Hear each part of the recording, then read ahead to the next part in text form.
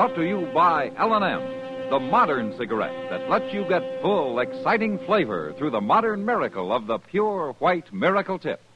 Live modern. Smoke L&M.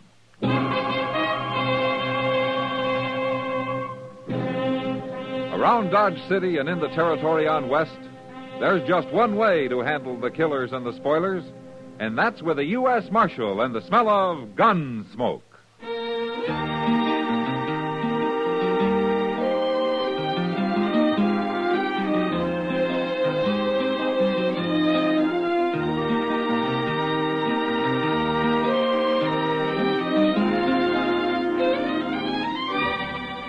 Gunsmoke, starring William Conrad. The transcribed story of the violence that moved west with young America. And the story of a man who moved with it. I'm that man. Matt Dillon, United States Marshal. The first man they look for and the last they want to meet. It's a chancy job, and it makes a man watchful.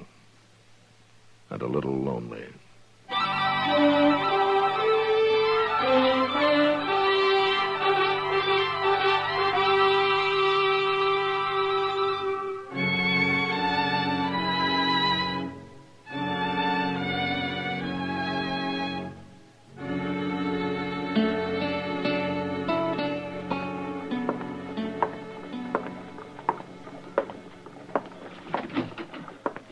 Did you get the mail, Chester?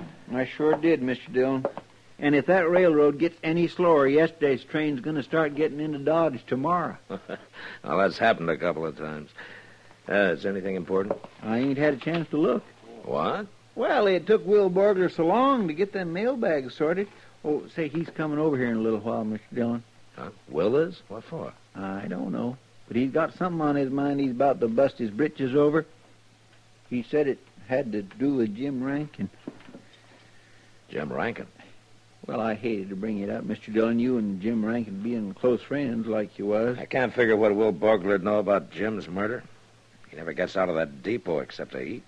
Well, maybe he's heard something from El Paso, something over the telegraph. There's nothing to hear, Chester, and there won't be. He was killed for that payroll he was carrying. Well, they never did find the body. Well, they buried him somewhere out there on the desert, more than likely, and then jumped the border. They sure could get a long ways south on $60,000, all in banknotes. Wouldn't be no weight to it. Wouldn't even fill a saddlebag. It's funny, I was always joshing him about that. A full-grown man being a messenger boy for Wells Fargo, going around carrying a little old hand case with him. And being a target for every hold-up man west of St. Louis. I know. I never had no call to be plaguing him. When I think of it now, I could just kick myself. Jim knew you didn't mean it, Chester. Yeah, you know, he was one of the best. I rode a lot of country with Jim Rankin, back when he was a lawman. Evening, Marshal. Oh, come on in, Will.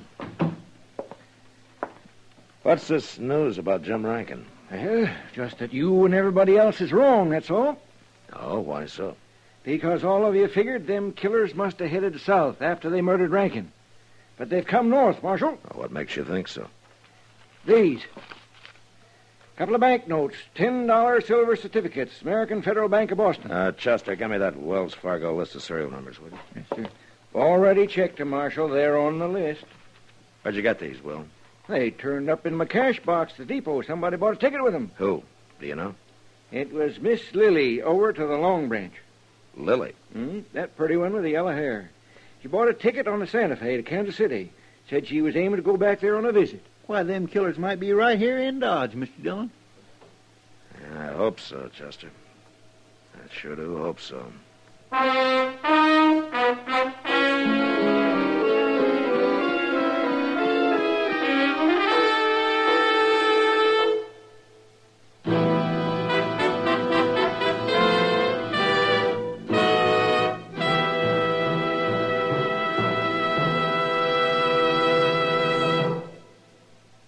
Why don't you live modern? Live modern. Live modern. Change to L&M. Only with L&M can you enjoy the full, exciting flavor of today's finest tobaccos. through the modern miracle of the L&M Miracle Tip.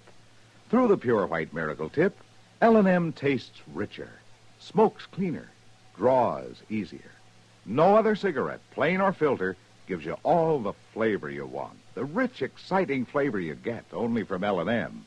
So light up, free up. Let your taste come alive. Live modern. Smoke L&M.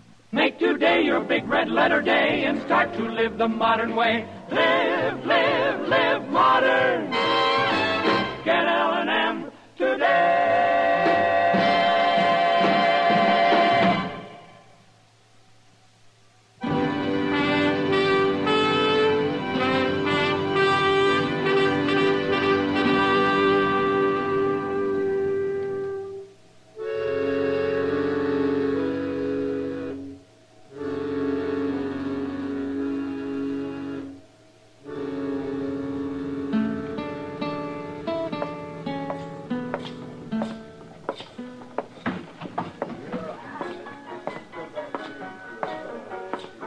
Hello, Kitty.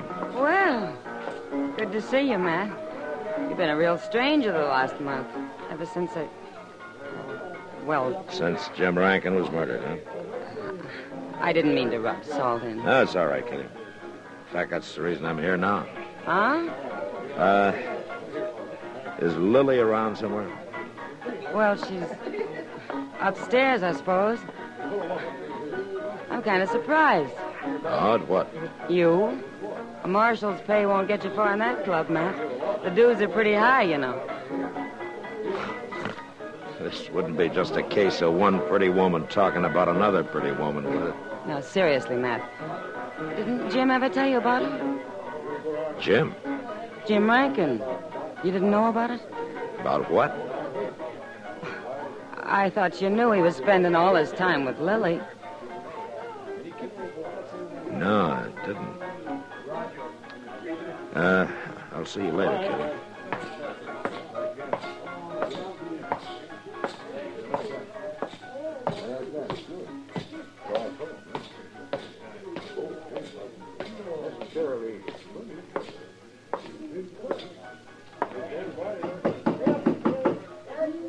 Come in. Marshal Dillon. How are you, Lily? Well, this is quite a surprise. I understand you're leaving for Kansas City. I'm just going for a visit. Is there a law against it, Marshal? Or do you care personally? You bought a railroad ticket this afternoon from Will Borgler. You paid for it with a couple of $10 notes of the American Federal Bank of Boston. My, you have been taking an interest. Where did you get those banknotes, Lily? Oh, come now, Marshal. I want to know where you got those bills. I don't know where I got them. You don't know, huh? Of course not. The gentlemen who come into the Long Branch are usually quite And the generous. gentlemen who come in usually carry gold or silver. Paper money is rare in Dodge, and you know it. I don't remember who gave them to me, and what difference does it make? They're good, aren't they? Yeah. And they were stolen from a man who disappeared from a blood-stained room in El Paso, Texas. How do you know? Because Wells Fargo records the serial number of every banknote they ship. And these numbers match. Oh, but The man's name was Jim Rankin, in case you've forgotten him in the last 30 days. Marshal, Jim and I were going to be married. We're going to be married. Is it that unbelievable? It's just that Jim never mentioned it, that's all. He knew what you'd say. When did you see him last, Lily? 10 days before he got killed. He went from here to St. Louis and then straight to El Paso. Did you know his plans, where he was going to stay in El Paso, how much money he was carrying? What are you trying to say? I just asked you if you... Sorry I couldn't make it any sooner. Will you get out of here, mister? You've got the wrong room. Yes, I have. Sorry, folks. I was looking for Wait somebody just else. a minute. You're a gambler, aren't you? Houseman over at the Alafraganza. That's right, Marshal. Deuce McCoy. Who were you looking for? Nobody. I'll not bother you folks any longer. McCoy. You wouldn't happen to have any banknotes on you by any chance, would you? Banknotes? I'm strictly gold standard, Marshal. I got caught with some of that worthless paper trash during the rebellion. My apologies, ma'am, Marshal.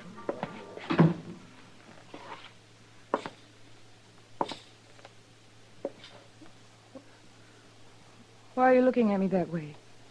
I never saw him before in my life. Lily, if you're in the clear, then I'm sorry for misjudging you. Oh, you should be. But if you're not, if you did have anything to do with Jim's murder, I'll bring you in for it if it takes me the rest of my life.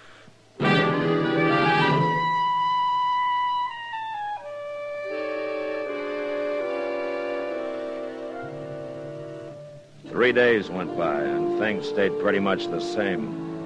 I found out Jim Rankin had told a couple of people that he was going to marry Lily. And she could have been telling the truth about the 2 banknotes. Maybe she didn't remember where she'd got them. But she had lied about one thing, about not knowing Deuce McCoy.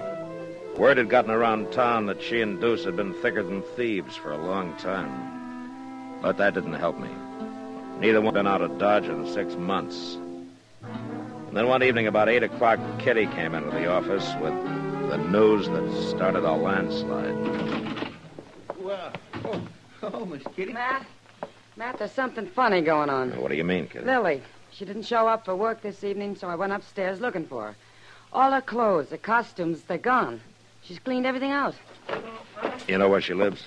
Yeah, she's got a room at L.A. Grott's place, down south of the Dodge House, a couple of streets. Yeah, I know where it is.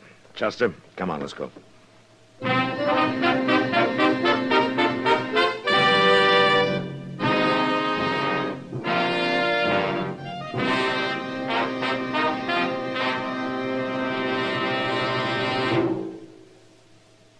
Why don't you live modern? Live modern. Live modern. Change to L&M. Yes, have an L&M. Enjoy a really modern cigarette. A cigarette that gives you all the full, exciting flavor of today's finest tobaccos. No other cigarette, plain or filter, gives you the flavor you get through the modern miracle of the L&M Miracle Tip. Through the pure white Miracle Tip, L&M tastes richer, smokes cleaner, draws easier. So light up, free up, let your taste come alive. Live modern. Smoke L&M. Make today your big red letter day and start to live the modern way. Live modern. Get L&M today.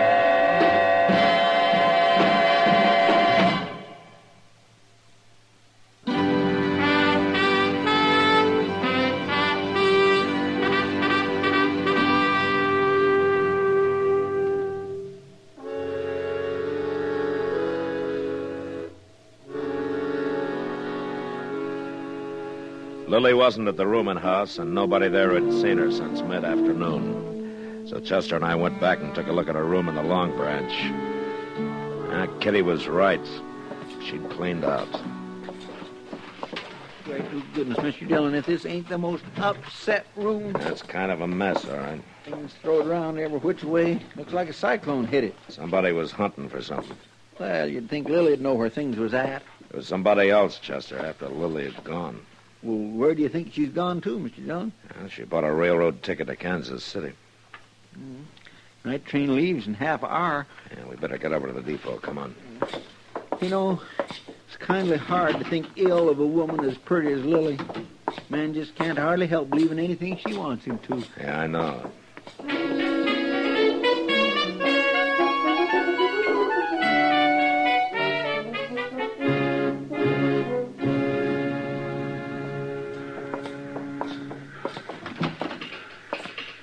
Marshal, hey, I'm glad you're here. I was just aiming to send a boy over to tell you. Tell me what, Will? Well, about them two. They're here. Miss Lily and that there gambler feller, Deuce McCoy. Oh? Yeah, he's the one that brought the trunks in, but part of them's hers. He wasn't fooling me none. Are they both leaving? Is he going with her? Well, I reckon so. Bought herself a ticket to Kansas City, same as hers. Didn't pay for it with no banknotes, though. He used gold. Uh-huh. Where are they now, Will? Well, they've been hanging around down there at the end of the platform. Stayed clear of the light, I figured. maybe you don't want to draw no attention to themselves. It ain't like Miss Lillian, either. Ordinarily, she'd have herself rigged out fit to kill. Be a strutting around here bold as grass. But... That was down the platform. Yeah, come on, Chester. Straight ahead, Marshal. There thing. Yeah, I see. Look, Mr. Dillon, somebody jumped on a horse. Yeah. Hold it there! He's getting away. Couldn't have been nothing but plain luck in the dark like this, Mr. Dillon. I'd have sworn I had him in my sights. Marshal! Yeah.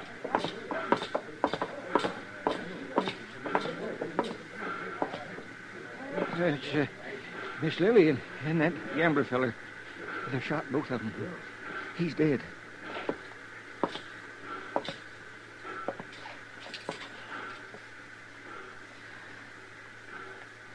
No. Who was it, Lily? Who shot you? He came back. Who? Jim. Jim? I never thought he...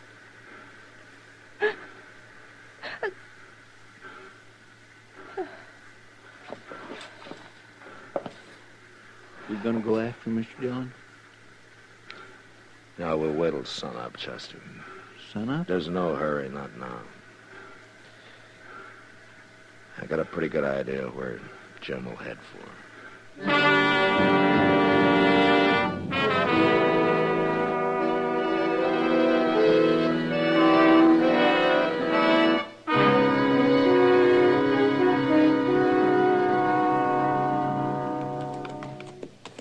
Mr. Dillon, how can you be so doggone certain he's out here somewhere? Because I know how he thinks, Chester. Sir, I never see such a country. Rim rock, gullies, mesquite, plum thickets. We couldn't find him in this stuff in a month of Sundays. I think he'll find us. Oh, dear, I'd as leave you wouldn't talk that way. Mr. Dillon gives a man the willies, knowing all the time there might be a gun sight leveled on him and not knowing just when the shot... Well, you know now, Chester. Hold it. Right where you are. He's just by that point of rim rock. Oh, forget it. He's got perfect cover. Is that you, Matt? Yeah, it's me, Jim. Leave your gun. Come up here. Come alone.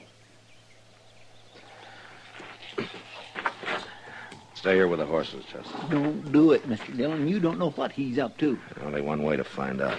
Here, take my gun. Oh, I just don't like this. I don't like it. Over this way, Matt.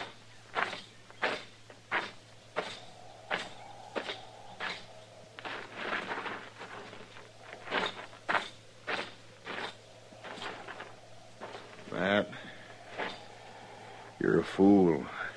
I could have shot you dead. I was betting you wouldn't. Why'd it have to be you? That's the difference, Jim. It had been somebody sooner or later. You knew it was me, or you wouldn't have come here. How did you know, Matt? Lily told me. Before she died. I'm sorry about that. In a way. Last night I went to her room and found she'd taken the money and run out on me. I've been living down along the river bottom since I rode up from El Paso. I was... What's the matter, Jim? It was pretty good shooting last night, Matt. Dark as it was. Well, we better get you in the dock. No. Forget it, Matt. I know how I stand. Lily never did mean to marry me, man. She told me last night there on the station platform. And then she laughed. Take it easy, Jim. She helped me plan that fake robbery in El Paso. She was all for it, I thought. But she was all for the money, not for me. never known a woman like Lily. All fire and diamonds and soft as a kitten. Yeah. You're funny. I know I'd do the same thing again. If she asked me to, what do you think of that? I'm not your judge, Jim. Matt, remember the time we rode out of San Antonio, and we rode from San Antonio? Yeah, I remember, Jim. We were planning to ride down to Laredo and see if we could.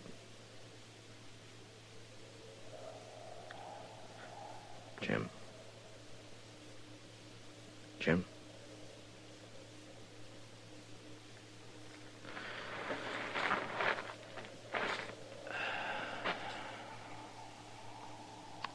Yeah, Jim. I remember.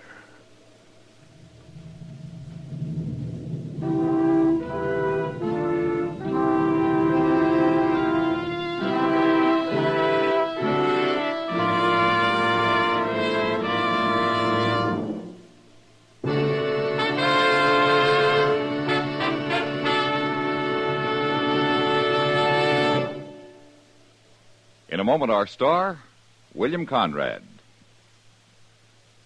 When you're at home and use a match to light a cigarette or the stove, what do you do with that match when you're through with it? You make sure it's out, of course. After all, you don't want to have the house burned down. For the same reason, you wouldn't think of leaving the kitchen stove blazing away when you left home. But some of us forget these precautions when we're in the woods. Some folks will stroll through heavily wooded country, light a cigarette, and casually toss the match away without bothering to see if it's out. They'll also toss the cigarette butt away, still burning. And if they've been using a campfire, they may even leave that to smolder. From now on, make yourself a committee of one to help prevent forest fires, because forest fires are usually started by just such carelessness. Whenever you're in the woods or driving past a wooded area, break all matches in two before discarding them. Make sure all smokes are completely out, and drown all campfires. Don't leave any sparks behind.